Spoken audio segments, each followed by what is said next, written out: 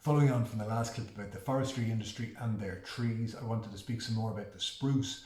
So they evolved in colder, wetter climates, and as a result they've had to develop a number of tactics or mechanisms to ensure that they not only survive but thrive where other trees can't. An interesting thing to note is that any tree that retains its vegetation, be that leaf or needle, throughout the winter, is in danger of damage, either because the leaf will act as a sail in the wind and carry the branches and cause damage that way, or that same leaf could act as a plate and the snow accumulating on those leaves would cause damage. So that's, we believe, one of the key reasons why flowering trees or deciduous trees as well began to drop their leaves in the winter, was as a survival technique. The spruce, however, is of course evergreen, and it has a number of ways of ensuring its survival in these snowy climates.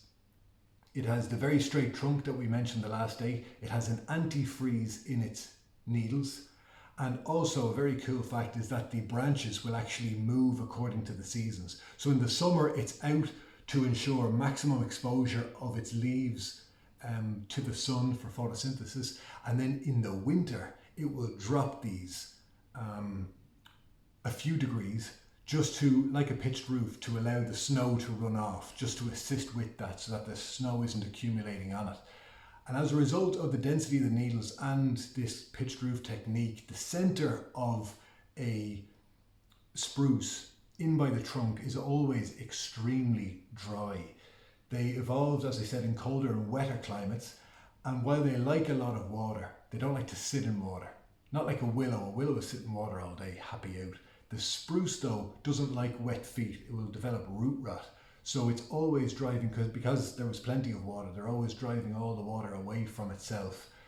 Here you can see a clip taken from inside a spruce forest. Now it's just on the edge. The deeper in you go, the darker it gets.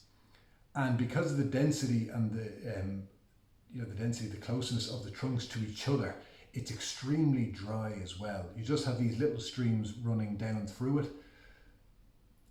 The key for any ecosystem or habitat is to have a combination of light and moisture, and neither of those things are evident here or are present. So you're not going to have any other living organisms able to thrive here. So what's the solution? Well, I believe that just taking a forest like that and opening it up slightly, in those gaps planting other species, a mix to promote biodiversity, and with the sole intention of promoting biodiversity, would help. Now, it's a business, it is an industry, and it's all about the number of trees per square meter, per square mile, or whatever it is that you're dealing with. And it's the same for all farming, and that's fair enough. But if you were to put in planting trees, shrubs that were specifically to build and promote biodiversity and habitats, that is a key marketing platform for the companies. And that's what I think these generations coming up now expect. I think that there is almost an obligation on industries to follow through with that, and it's the public's demand of those attributes of certain companies that will promote or that will improve biodiversity. There's a great company in Wicklow, Bear Creation, and they use sustainably sourced native Irish wood to create beautiful products. And that can be a key selling point for these larger corporations as well, as we move into a greener future where people expect more from big industry. So there's my thought of the day. Thanks very much.